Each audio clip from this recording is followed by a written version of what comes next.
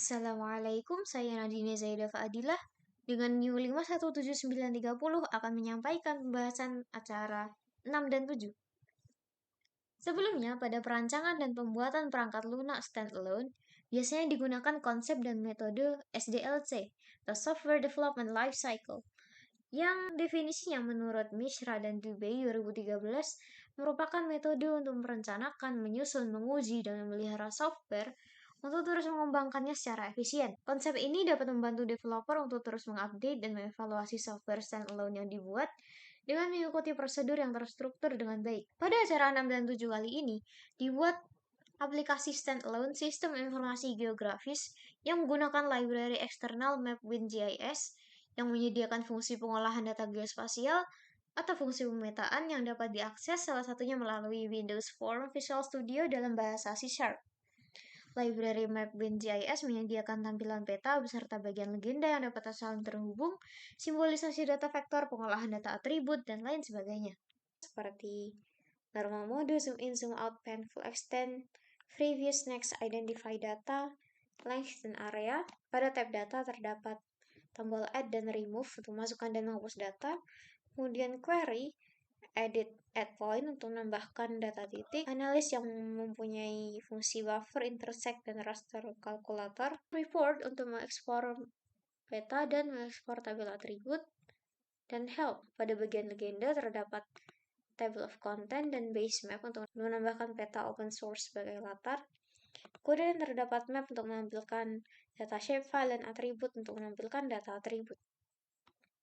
Pada kodenya, mulanya dituliskan library yang digunakan, kemudian terdapat pendefinisian variabel yang akan digunakan pada seluruh form main window, dan komponen-komponen yang terdapat pada form main window, seperti legenda, peta, Krypton ribbon, dan form pop-up, add point, dan form buffer. Kemudian dituliskan kode yang akan dijalankan di saat form main window di load, di mana akan dimunculkan layer batas admin, jaringan jalan, dan layer aset. Pada administrasi, diambil shapefile dari folder yang terdapat di dalam project sesuai dengan path-nya yang akan dimasukkan sebagai variabel SHP batas admin. Kemudian data akan ditampilkan pada legenda dengan nama batas administrasi. Untuk simbolisasinya digunakan nama desa dengan field mengacu pada WAD MKC, di mana kemudian ditetapkan warna yang digunakan untuk masing-masing batas administrasinya. Kemudian akan di-redraw pada peta. Pada layer jaringan jalan, diambil shapefile jalan dari folder project yang digunakan, yang akan ditambahkan sebagai shapefile baru pada variabel SHP jalan dengan nama jaringan jalan, di mana dilakukan simbolisasi pada masing-masing kategori, yaitu jalan arteri, jalan lokal, jalan setapak, dan jalan lain yang memiliki ukuran dan warna tersendiri. Setelah itu dimunculkan data titik aset puskesmas yang diambil dari shapefile folder dari project yang dibuat, akan ditambahkan pada variabel SHP aset puskesmas sebagai shapefile baru ditambahkan pada layer dengan nama puskesmas. Simbolisasinya diambil dari foto yang terdapat pada folder project dengan tipenya adalah data point dan dilakukan pemberian ukuran pada gambar yang dimasukkan. Kemudian terdapat simbolisasi untuk data titik lainnya selain puskesmas, yang kemudian setiap form main window dibuka, peta akan meredraw data-data yang ada. Kemudian dituliskan kode untuk memasukkan tabel atribut dari aset puskesmas pada data grid view. Lalu terdapat kode untuk mengambil base map yang digunakan, yang akan dimunculkan sebagai latar dari peta yang ditampilkan. Terdapat OpenStreetMap, OpenTransport Map, Bing Maps, Bing Satellite, Bing Hybrid, Google Map, Google Satellite, Google Hybrid, dan Google Terrain. Pada kodenya cukup dituliskan nama dari open source map yang digunakan, kemudian peta akan meredraw tampilan map tersebut dan di-refresh.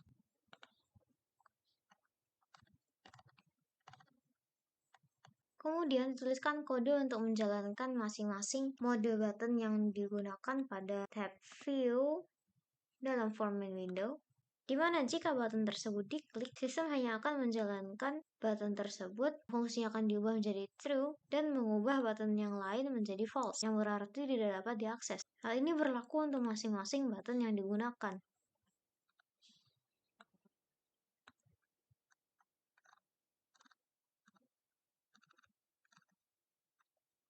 Kemudian jika tidak ada button yang diklik, maka sistem hanya akan menggunakan mode normal pada kursornya.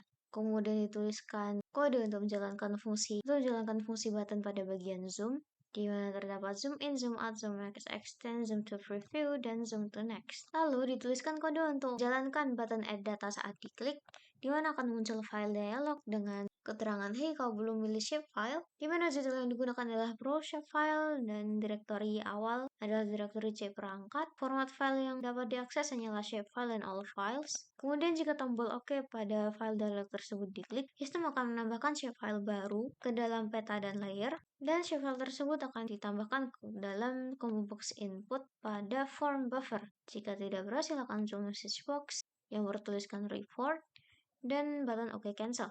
Lalu jika tombol remove data diklik, sistem akan menghapus layer data yang dipilih. Selanjutnya terdapat kode untuk event pada data grid view.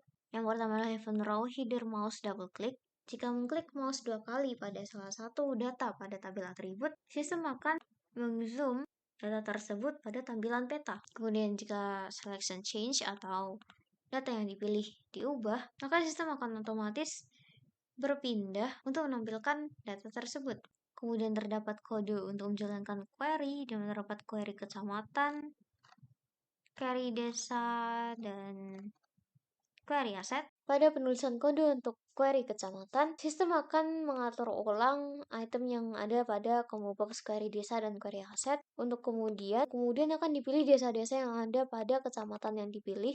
Begitu juga dengan aset puskesmas yang terdapat pada kecamatan tersebut. Jika terdapat aset pada kecamatan yang dipilih, akan dimunculkan message box ditemukan aset memilih pemerintah. Namun jika tidak ada, dimunculkan message box tidak ditemukan aset memilih pemerintah pada kecamatan tersebut. Begitu juga untuk kode pada combo box query desa, di mana kemudian combo box query aset akan diatur ulang dan akan ditampilkan desa yang dipilih.